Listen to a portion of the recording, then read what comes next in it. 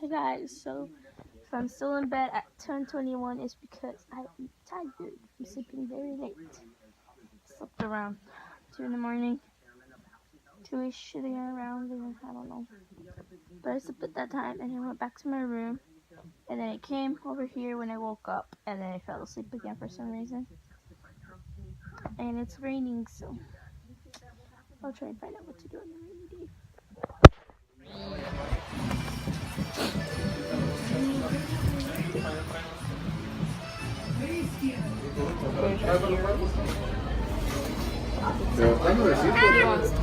Video game for that reason, so yeah. It turns out that the people that we were going to go visit were there now.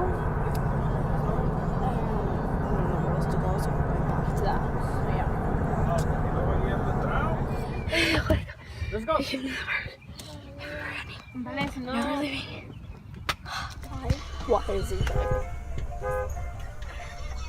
Really?